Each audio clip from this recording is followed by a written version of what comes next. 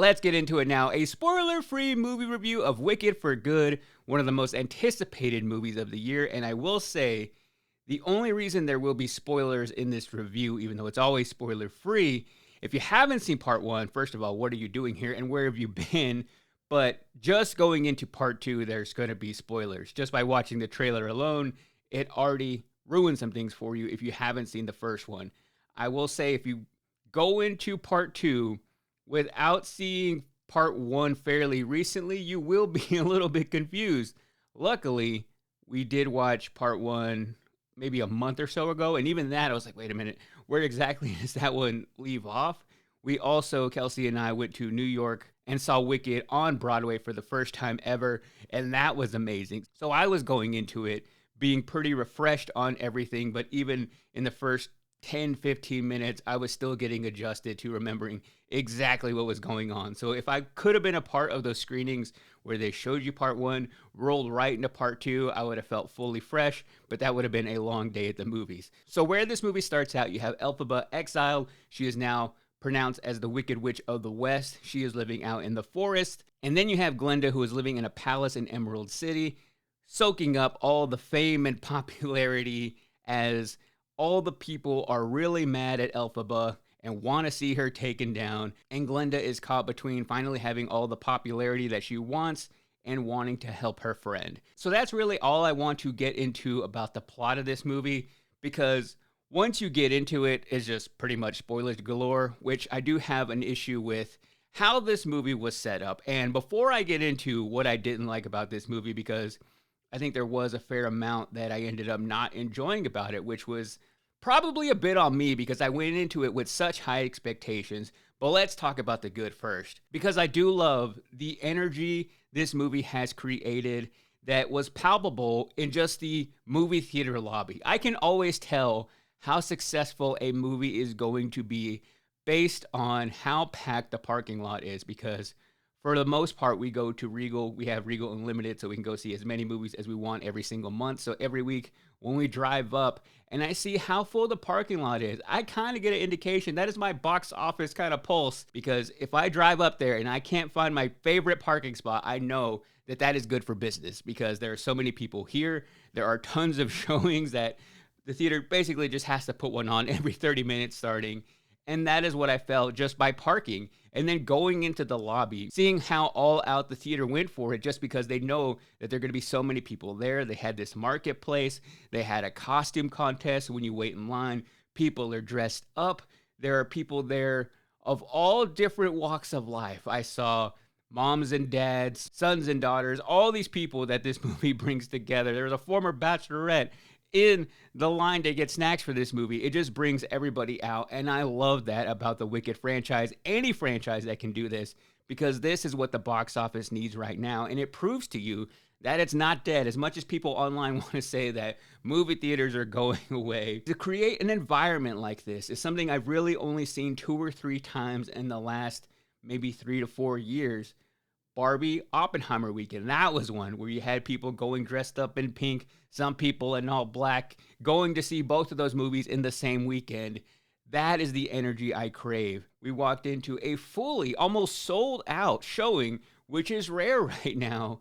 And I think that adds a lot to the movie theater experience, because for a movie like this that has a lot of big musical moments, there was clapping throughout, which made it more enjoyable to me, which reminded me more of when we saw it on Broadway.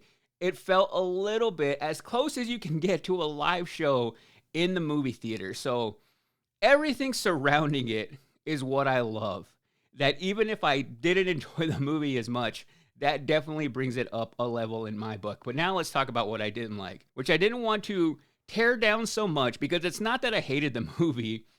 It's just, if you know me from this podcast, I have a problem when one story gets split up into 2 movies. And I had such a high expectation that it wasn't going to be the case for this, that story itself is so big that they couldn't quite possibly contain it into one film, which the first part was about 2 hours and 40 minutes, close to that, probably less with credits.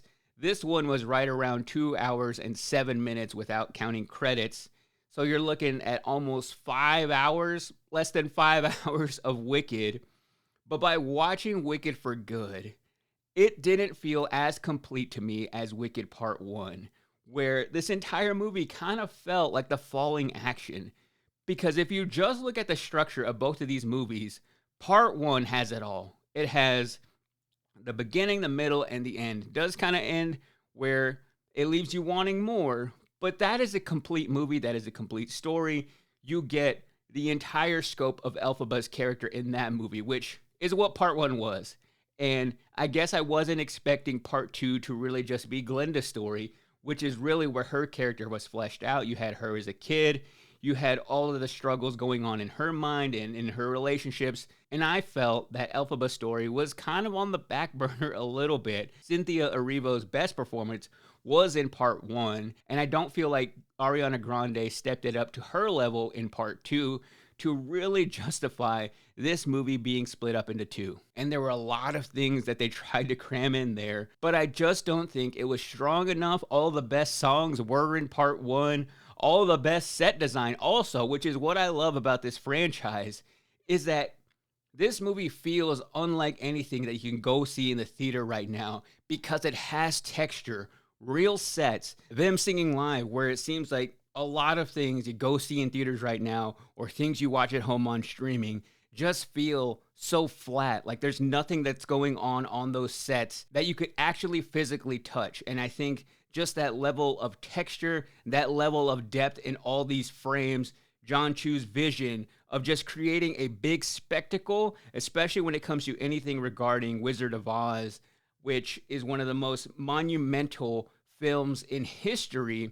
I think honoring that by putting as many real sets and real costume design that really adds to the artistry of these movies is what we need more of. We need more visionaries doing movies on this scale. So while I didn't fully love Part 2 and felt like it was a complete story, I get why they did it, because this movie shattered and crushed it at the box office, being one of the biggest movies of the year, made over $228 million worldwide, which is incredible.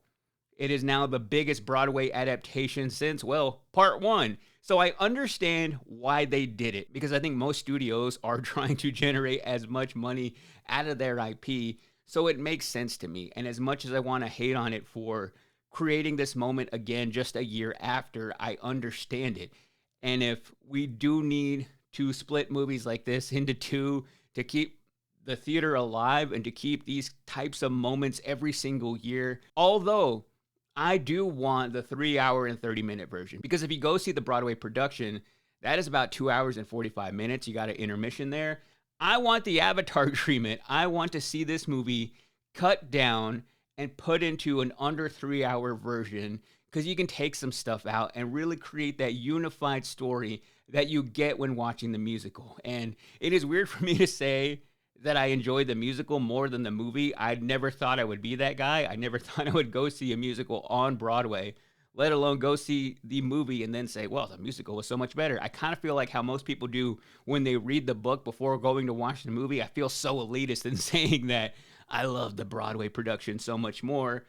But obviously, when you were there, you see the people performing it, you realize that they are live right there, and they do multiple showings a day, that they're so just honed in on their craft. It is just amazing to watch.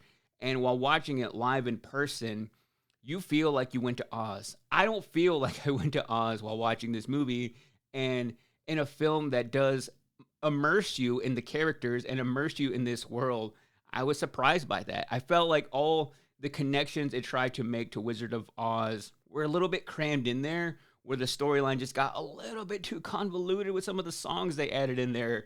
I didn't really feel the emotional impact that I did when I watched it live. Although I found that stuff really fascinating, probably my favorite part. It was kind of like seeing cameos in a Marvel movie. There were some moments that Cynthia Erivo really felt like a superhero to me. All of the flying action sequences were amazing. And the battles and the flames, all the magic and the spells, that was my favorite part of the movie.